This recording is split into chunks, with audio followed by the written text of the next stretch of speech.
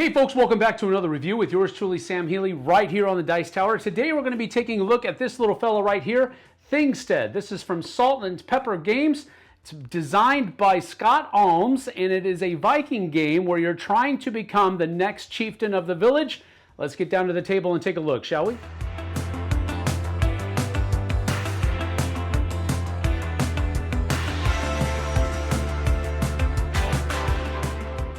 Now, on your turn, you're going to do one of two different things. You're either going to play a card face down over here to influence clans, and that's how you're going to be able to get more followers so that you can use them in the Thingstead.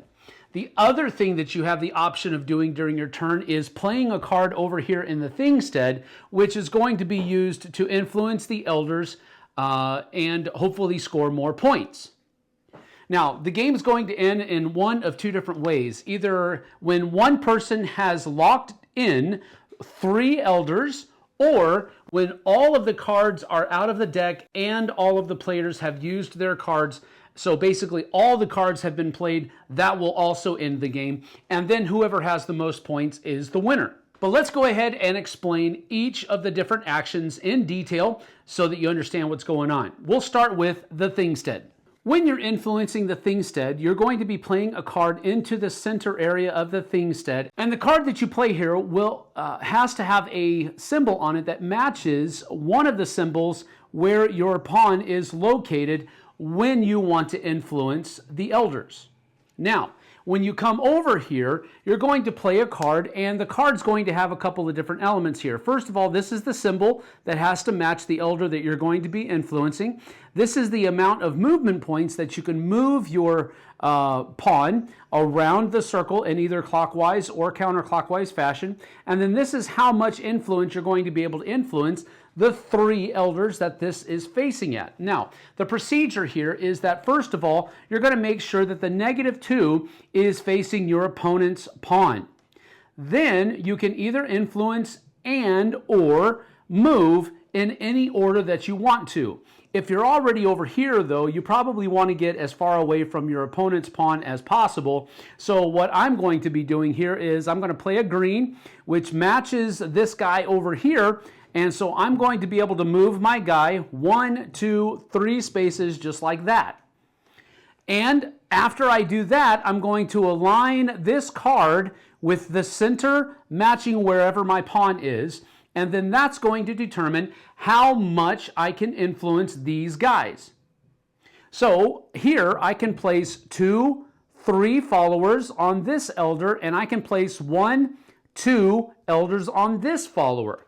Now, you do have to have the correct amount of followers on your thing, but you don't have to place all of them. So if I wanted to, I could just place all 3 of my followers over here just like that and not worry about placing them over here. Or I could also just place 2 there and place 1 over here. Either way is fine. After I'm done influencing the elders, I'm going to go ahead and discard this card. Now, a couple of things about influencing the elders here. Why are you wanting to do this? Well, it's because they're worth a number of points at the end of the game for whoever controls them. You control them by simply having your color followers on that elder. There can only be one color of follower at any time. So if I'm red and I'm trying to influence this elder over here, and there are blue tokens here, before I can start adding red tokens, I have to get rid of these first before I can start adding red. So whoever has control over these are going to gain a number of points equal to the gold medallions on the back of their chairs. But you can also lock in the elders. So these numbers that are at the top of the cards here signify a number of follower tokens that have to be equal to or greater than that number in order to lock that elder in. Whenever you lock an elder, you simply flip it over, and whoever locked it puts their follower token on it to denote that that is now theirs for the rest of the game, and it's going to score them 2 points at the end of the game. But what's important to note here is that if an elder isn't locked in, they're still going to award the points to whomever has follower tokens on it at the end of the game. So be sure to keep that in mind. Now, after I discard the card that I played on the Thingstead, I will basically draw a card over here, and since I already have these colors that are in here, I want to look for some diversity in my followers, so I'm going to go ahead and choose this yellow one here, add it to my hand, and then another card gets flipped over to replace it. Now, while we're here, let's go ahead and talk about the second option that you can do on your turn, and that is playing a card to start influencing the clans over here. Now, when you play a card to influence the clans, you can play any color that you wish to, and the card that you play is faced down. So it doesn't have to match the card, the color of the clan that's here. However, at the end of the game, the only cards that are going to count towards influencing this clan are cards that match its color down at the bottom. Cards that are left to influence the clan at the end of the game are going to total up the number of movement points that their cards have, and the person that has the highest number of movement points at cards placed at this clan that match the clan symbol are going to be able to claim influence over that clan at the end of the game, giving them 1 point for doing so. If there's a tie, wherever this token is, on which side is the tiebreaker. But like I said earlier, you're going to be playing cards face down. When you play a card face down, a couple of things happens. First of all, this token comes over to your side, which means now that you have the ability of using this special ability during your turn. It also awards you a number of follower tokens that you'll be able to add to your clan supply. The first cards you play at each of these different clan houses will grant you 4 follower tokens from your general supply. The second one will give you 3, the third one will give you 2, and the fourth one will give you 1, but the fifth one won't do anything if you play that many cards at a singular clan. But since I've played this card down here, I'm going to be able to add 4 followers to my clan so that I can use them to influence elders later on.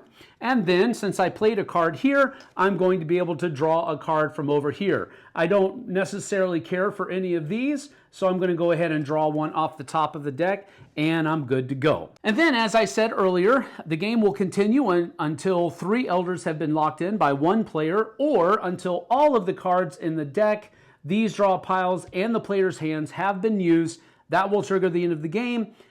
Final scoring immediately happens, and whoever has the most points wins.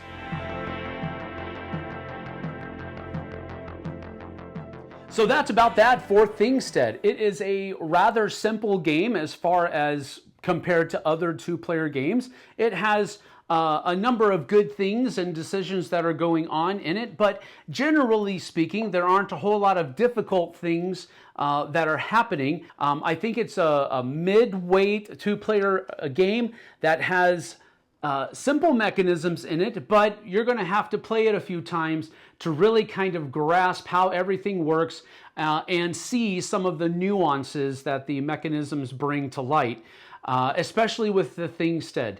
There's a lot of jockeying for position that can happen in the Thingstead. The influencing the clans part of the game is rather straightforward.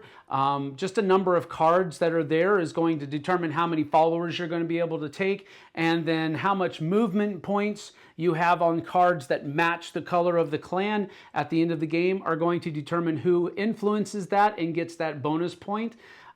So there isn't a whole lot of nuance over there, although there is. Some of those special abilities can really help you do well over on the Thingstead. So you have to kind of gauge what area you're going to spend more time on and really kind of strive for a balance between those 2 different places in order to do well. But part of that is going to be possibly reacting to whatever your opponent is doing, because you don't want them left alone to frolic at will in either of those 2 areas, because they'll basically just steamroll you. That's especially so in the Thingstead, not so much so in the clan area, but it could happen. So let's get to my pros and cons.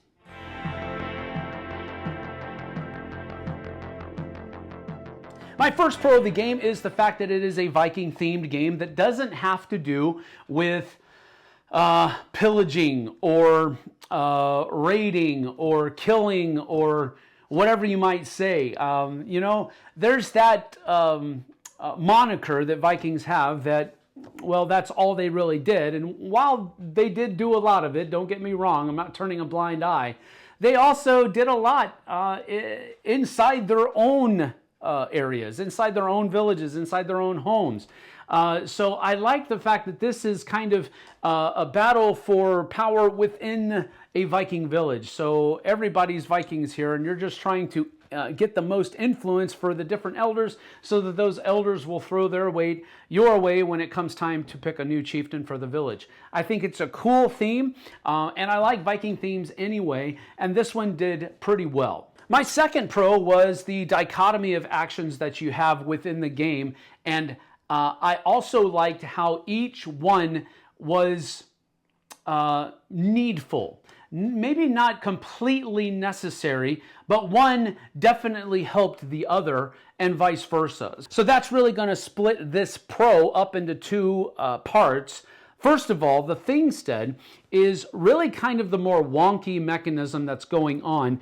Learning how to manipulate this ring and place your pawn in the right areas so it can either maximize its positive effect for you or its negative effect for your opponent's followers.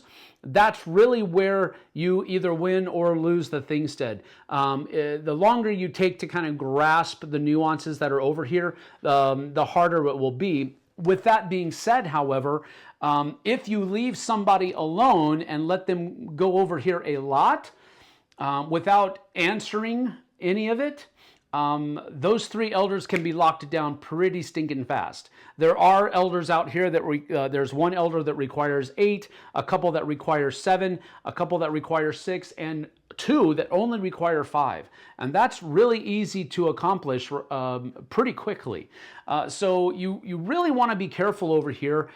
This is very much, you know, we'll talk about tug of war in a minute, but this is very much a tug of war, but it's going in 6 different directions, basically. And that's one of the things that's really neat about it. I do like the fact that the cards that you have in your hand are multi-use. They're not only determining where you can influence, but they're also determining how much you can influence, and they're also determining how much movement you'll be able to do to get around that ring, the Thingstead, in an efficient way. So I really do like this side of the board. The other side of the board with the clans, I like it for its simplicity. You know, the Thingstead had its nuances that really made it interesting.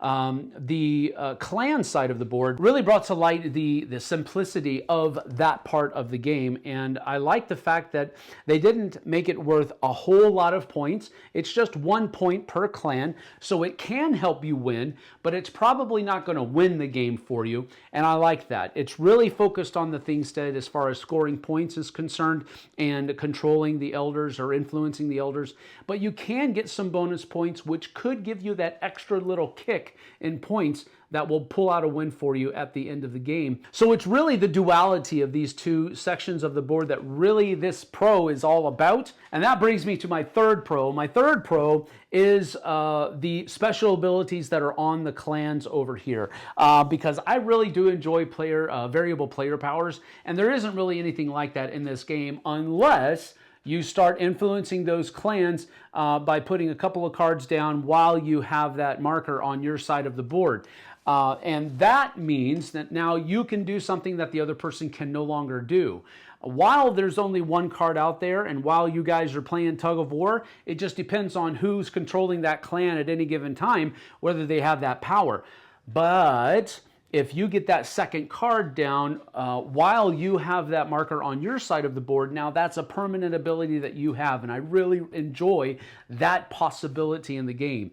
It kind of injects just a smidge of variable player powers within the game, and I liked it a lot, so that's my third pro. My fourth pro is the speed at which you can get the game played. It is not one that overstays its welcome. I've only played one game where the cards ran out, And most of the time, the game ended with elders being locked in, 3 elders being locked in by one of the players. And often it was a 3-2, that kind of thing. It wasn't ever one where one person didn't lock anything in. It was, and it was still pretty quick. So, but even when the cards ran out, it wasn't a long game. We're talking 30, 35 minutes tops. And that is a sweet spot for me as far as 2-player games are concerned. And I really do enjoy that a lot, that this one did not overstay its welcome. My one con of the game was simply the artwork. It didn't really do much for me. Now, a lot of the people that I played it with really did enjoy the artwork. But as I've always said, artwork is very subjective, and reviews are very subjective. So really take this with a grain of salt. It just didn't reach out to me very much. I do enjoy Viking games, but I usually want a little bit of a better artwork on my games than this one had. It wasn't horrible, and I don't necessarily dislike it so much. It just didn't reach out and grab me like a lot of artwork is tending to do right now. So that's my only real con of the game. It looked a little rough around the edges as far as the artwork is concerned, but again, that's very subjective. I know many people that I played, a number of people that I played it with mentioned that they really did like the artwork, so take that for what it's worth.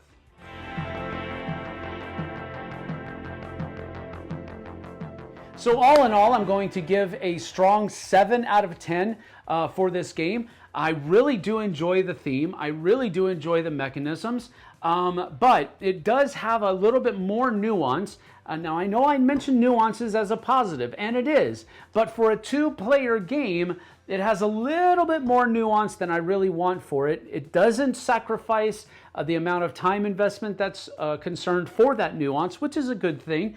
But 7 out of 10 is actually a really good score, and that's where I'm sticking to on this one. Thanks so much for joining me. I certainly appreciate it. We'll see you guys and gals on the flip side. Take care.